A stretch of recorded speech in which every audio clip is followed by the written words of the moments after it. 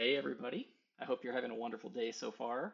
It has been a while since we have done a market update video, and I thought we could do that. There's been a lot going on lately with Sorcery Contested Realm, and some exciting new announcements lately with the Dragon Lord and just various play events that are going on. So I thought, we haven't really looked at prices in a while. Let's do that together. We'll look at alpha, beta, Arthurian Legends. We'll compare prices at foils and non-foils. And really, we'll just take a look around. I'm going to go pretty deep on this video. We'll kind of click through lots of examples, but without further ado, let's just check out alpha non-foils to start with. I mean, the trend graph kind of speaks for itself. There's definitely been a lot of negative sentiment from some of the collector space lately. A sentiment that says, maybe they've printed too much. Alpha, of course, has a designated print run. Um, but I think some of the collector base feels as though, the printing of beta is putting pressure on prices of alpha. And you do kind of see some of that in the chart. We could click through a few of these. And again, we have some time together to just look around and see. Feel free to pause this at any point. Um, but it's interesting to be able to kind of click through and see some of these trends over time. But this is alpha non-foil. Some people are saying right now that, hey, maybe we're at the bottom. I don't think that there's any real evidence that can validate that. I think predicting the bottom is always very difficult to do, maybe impossible. So who knows if this is the bottom or not? But very objectively, it is at the low from where it's been. So definitely some challenge. Let's take a look at foil. I think alpha foils are the things that are really special with the very, very limited quantities of these that exist. Remember, we've got like 248 unique foils, 260, or I'm sorry, 466 foil elites. Not a whole lot of supply of these out there in the market. Now, what I would call out is, the y-axis here is pretty high. This is still a very, very expensive product. You know, to have a card kind of printed in 2023 that, is $5,000 based on TCG low. Again, I think the call out here is, for Philosopher's Stone as an example, I'll just go back to it. What these charts don't show is velocity. Trust me, I wish we could get that. I wish we could kind of show some of that data. And maybe at some point, we'll get some creative solutions and figure that out. But a lot of people right now say, the alpha Philosopher's Stone is probably closer to about 3,000 or even a little less than that right now. Paying this price would not make a lot of sense in this current market. But you can see some of these trends. Again, it's very staggered. We don't have these smooth lines because the supply is so limited that kind of a few products on the market really dictate the price. And a lot of these collectors really don't have motivation to sell. So, they might put it out there at a price that's perhaps a little bit ambitious, but they're just in no hurry to move it. And it just sits there kind of stagnant. Um, but overall, this is the trend. What I would call out, I'll just sort here on low price. There's a few of these that are actually sold out for a long time. The community's known that, Devil's Egg and Backstab, are so rare that they really don't come to market. There's a few others like the Geistwood and Payload Trebuchet, Infernal Legion. These are ones that have also been out of stock for quite a long time. I think two of the newer ones, Poison Nova and Upwelling, these are ones that have just recently gone out of stock. But yeah, a small handful of cards are not available for purchase right now. So that's what I see for alpha. I'll just very quickly maybe take a look at sealed prices.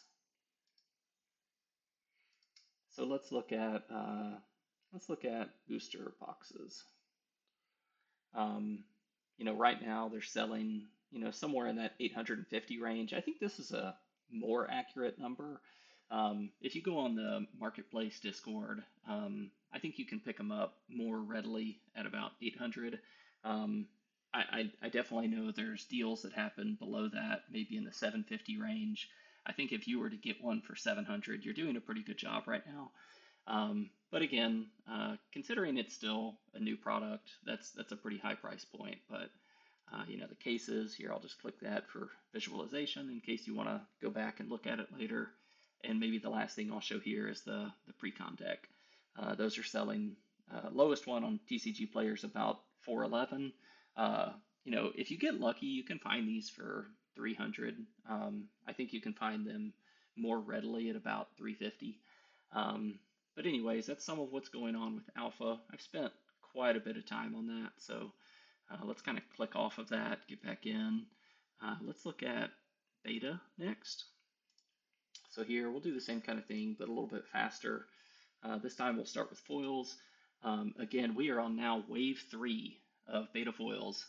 I am not one of those people that keep track of all the different waves. I think it's cool that some collectors enjoy that aspect of it. The color saturation definitely is unique in each of those printings, and the different art style might appeal to different people. So I think it's cool to do that. It's just not something that I'm into. But overall, I mean, a lot of beta still supplied within the market. You can buy this very readily.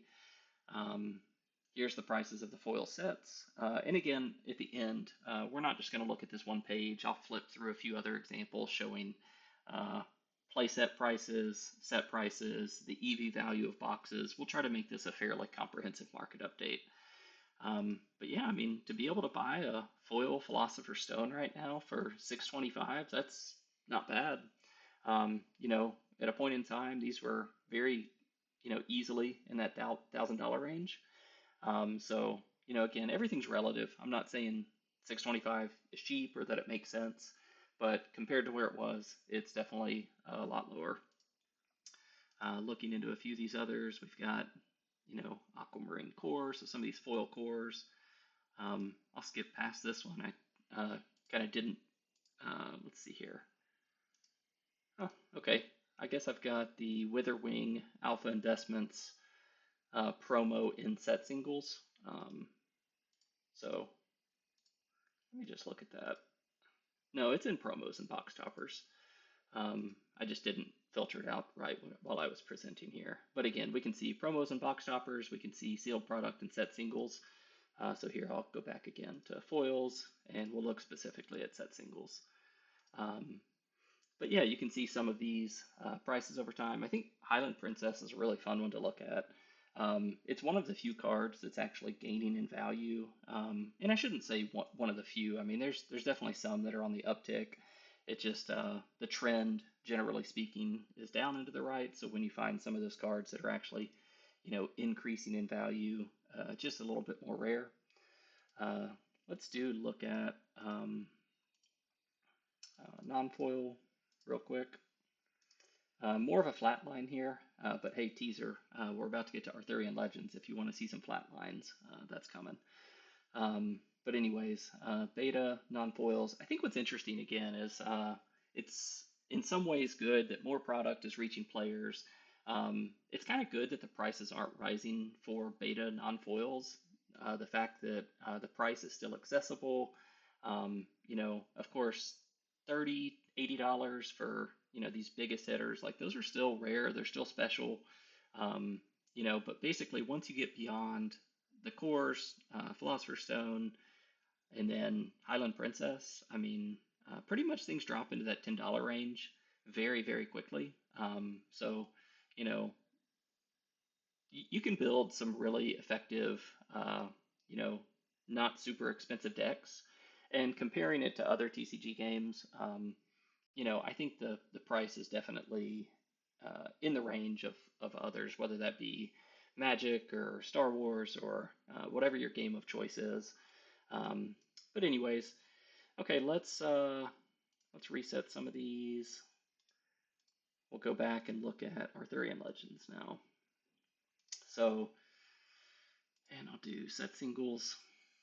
Okay, so here's the flat line that I was talking about. Let's look at foils first. I mean, honestly, since about February, it's just been very, very, very flat, and not a lot of velocity, not a lot of people opening boxes, not a lot of people buying and selling. I mean, it definitely happens, but you know, it's much more stagnant and calm than what I think any of us would like.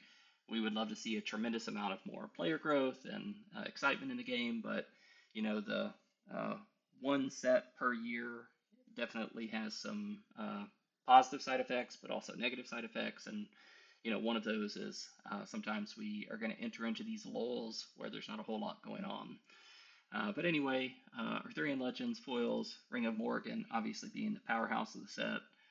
Morgana Le Fay, Four Waters, which, I mean, these are still some very high value cards, very, very difficult to hit. You can open cases and cases of product and not hit these, and I think that's why they retain their value. So let's look at non-foils. This is kind of cool though. I guess it depends on your perspective on it, but there is signs of life, is what I should say here. Price is kind of going up. I think it's a little bit deceptive though, because this is the overall non-foil set prices. Really, what's driving this is just a very small handful of cards. There's been a lot of discussion lately about price increases for the ring. You can see that happened back in mid-April, and most recently, the tri-sites have had big spikes as well. So these couple of tri-sites, you can see that's kind of what's driving it. And also now Morgana to a degree. We don't see that as much yet with Four Waters or Amulet or some of these other cards that have, you know, higher absolute value at the start. This is one though that's cool. Sir Galahad. I think a lot of people are seeing that this is a fun card to play, but I think there's also a lot of speculation on this one. With Gothic coming out hopefully at the end of the year. That date's not formally released yet, but everybody's kind of hoping for sometime around the Halloween time period, and the different types of undeads and things like that that perhaps Sir Galahad can be powerful with. Maybe there's some speculation that's happening with this card. Um, Merlin, I think this is another candidate that's honestly prime for a little bit more buyout activity. Not saying that is a good thing, but I could definitely predict that. Um, you know, uh, Eric's Curiosa has said in the past that they're going to try to preserve some of the, um, or maybe I'm misrepresenting that. I'll back up. I think there has been some commentary uh, around some of EC's comments in the past that Merlin likely won't be reprinted in future sets and things like that. So, anyways, I think there's a few in here that are still really great cards. Cards like Vivian. I mean, people are just constantly trying to figure out, how can this be broken? But there's some really fun cards in Arthurian Legends. Seeing a little bit of movement on these top ones. But again, I think right now people are really just anxious for Dragon Lord and Gothic and some new cards coming out. So I think that's a look around. Let's maybe just look at a few other pages. I'll pause just really quick. If you've watched this long, thank you so much. If you like this type of content, I'll just tell you that you can access this tool. It is behind paid Patreon, but if you're interested in that, you can go to patreon.com, Shibby711, and I'll pop up. It's a $5 per month membership. But you get access to really a very robust set of data if you want to look at, again, alpha and beta. And this isn't just what you can get by going to an existing tool like TCG Player. There's logic that's built in that shows, foil multipliers and, premiums for alpha versus beta, a lot of trended views. This page that I'm about to show, this is one that I use personally. I get in here very, very often. I think it's really fun to see price change versus prior day. You can very, very quickly see, what cards have decreased in price or increased in price. You can perhaps see, okay, Joyous Guard was bought out previously, but it's now come to market for 174. Sometimes you can see just an absolute steal. I think Courtesan Dice, not saying 209 is a steal, but you might see this and go, oh, it's down $10 versus yesterday. I was kind of in the market for it, so maybe I'll buy it. And you can just click the link and it takes you straight to that listing on TCG Player. So, anyways, kind of a fun page. You can see biggest movers. I'll maybe just look at that very briefly.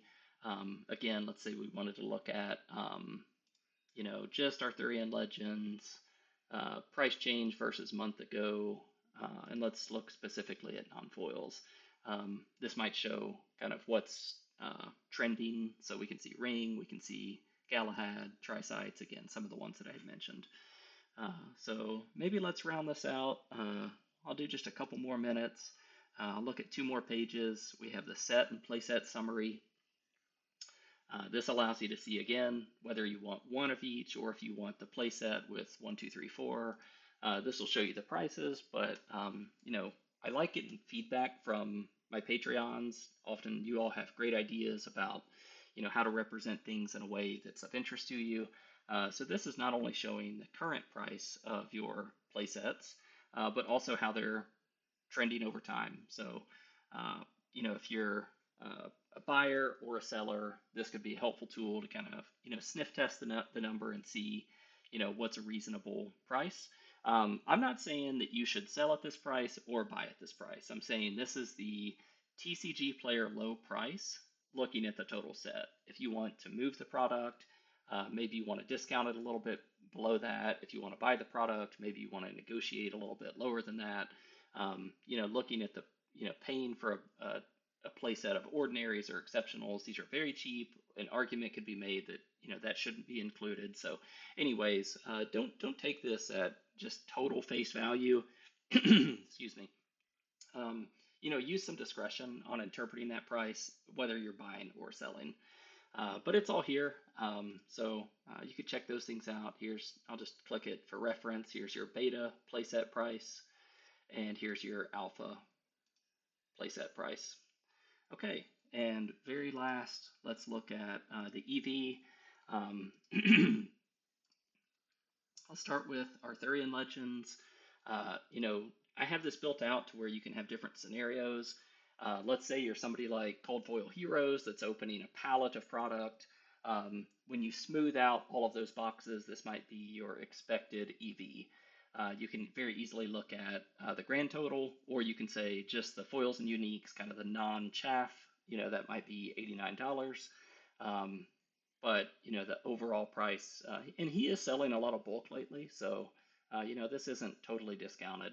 But you could also, for example, have a Lord of Itza box, as I would call it. And this is where you open a box of Arthurian Legends and you don't get a unique foil, you don't get a ring, or you don't get any other big hit. That is going to have an EV closer to $50. And this is a feels bad box. This is ones that you open and you're like, oh man, that's pretty terrible. So that's some of what this tool can do. Again, I'd love for you to interact with it on your own. If this is something that you're interested in, of course, watch my other videos. Check out the Patreon. Just on a personal level, I'm trying to build alpha foil graded sets. So if you're into that, give those videos a watch. But anyways, hope you all enjoyed this. Please do consider giving it a like, give it a subscribe.